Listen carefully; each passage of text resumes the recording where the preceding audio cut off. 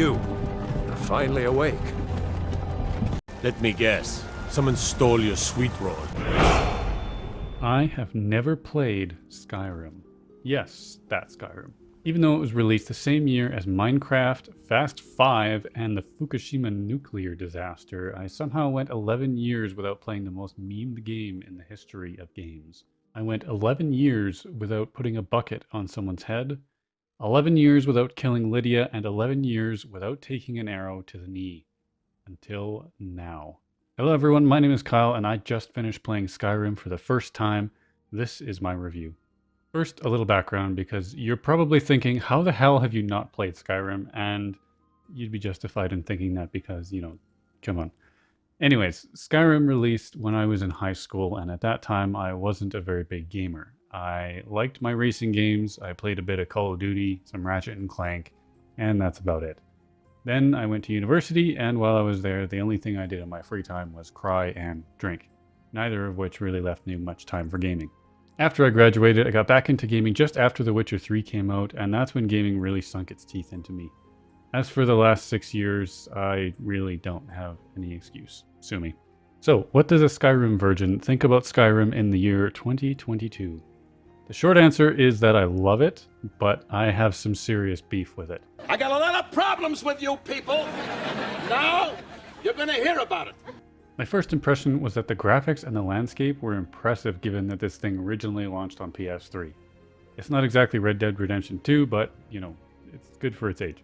I know that when it released, this game was known to be extremely buggy, more on that later. So I was expecting a level of jankiness, but it really didn't show up, at least not in the way that I expected it to. The controls are nice and fluid, and I didn't really get hung up on anything or fall through the earth or anything like that. I was expecting the game, given its reputation, to kind of feel like it was held together with duct tape, and I didn't really get that feeling. The age, however, did show up in the UI. In particular, the lack of map and item shortcuts felt distinctly old school and not in a good way. I don't know whose idea it was to have multiple button presses to get to the map, but I'm glad they don't do that anymore. Honestly, there were a ton of quality of life problems with this game that left me a little bit sour, but in the interest of time, let's just move on. Initially, I thought this game was going to take me on an epic adventure that would take me all around Skyrim while I fight off dragons and learn about some cool lore, and I was right, sort of.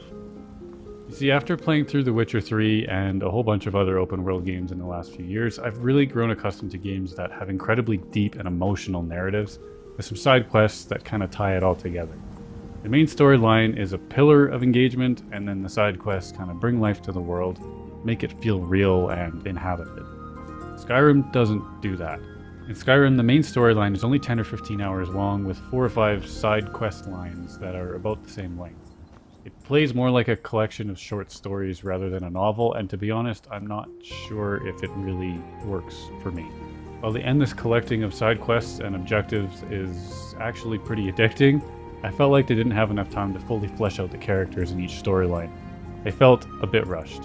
When you're in the middle of it and you've got 75 objectives active at the same time, it feels like the world is absolutely brimming with excitement and opportunity. But every time I finished a quest line, it left me feeling a little bit hollow. And not hollow in a I don't really know what to do with the rest of my day kind of way, but more of an oh, that's it? That kind of way.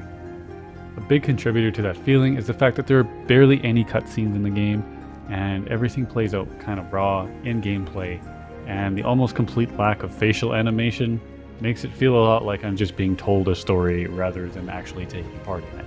It feels like it's really lacking a bit of art direction in the storytelling department. It's like someone describing food to you versus actually eating the food. Just not the full experience. Also, that part about things happening in gameplay, yeah, the game doesn't recognize if you're on a quest or not, so the quests happen in the world, which means that sometimes you get attacked by dragons or bears or trolls while you're stuck in a quest dialogue, and that's just not cool. Also not cool is the unavoidable and unskippable dialogue that happens every single time you encounter one of your children, should you choose to adopt them. And I mean, it's cute the first time, but after being asked for an allowance 150 times, I completely understand why the Killable Children mod exists. But nothing is more not cool than the glitches. Yes, I'm going there. Most games have glitches, yes, that in itself is not a primal sin, But this game had the kind of glitches that had me screaming at the TV like your dad when his team loses a game of sports ball. These are not cute glitches. These are not funny glitches, usually. These were game-breaking glitches, like main quests that could not be completed because I did something slightly out of order, or objectives that couldn't be complete because the dialogue prompts just wouldn't come up, or other main quests that I had to Google because the map marker was in completely the wrong spot. These are the kinds of glitches that seem like they should be very easy to fix on a game that's been out for 11 years and re-released on 3 generations of console. It's infuriating to see one of the most popular games of the last decade plagued by these kinds of issues. But you know what? I kept playing it. I kept coming back because even though the thought of trying to sell my ill-gotten garbage to merchants for the 3,000th time makes me want to cut my own liver out, this game is pure, uncut crack cocaine. Even though it fails on almost every technical level, there is still some secret sauce in here somewhere that just keeps pulling me back. Every new item, every skill upgrade, every dungeon tickles your fun box just enough to have you jonesing for another one. This whole game is just, ooh, piece of candy. Ooh, piece of candy. Until you realize that you haven't showered in 3 days and your bladder is about to explode. Then you take a 5-minute break for some pee and deodorant and you keep going. Despite all its faults, and there are many, I logged almost 200 hours in Skyrim. It's truly an addictive train wreck that just doesn't end. Skyrim will quit you before you quit Skyrim. I want to give this game 0 out of 10 just for the sheer number of game-breaking glitches in it, but given that I logged so many hours in it, I really can't do that. So overall, I am going to give this game 7 out of 10. And that is a score in 2022, not for its time. I don't review games for their time, I review them for now, because I am playing them now, I am not playing them 10 years ago. So there you have it, 7 out of 10, Skyrim. And now, I sit here, waiting.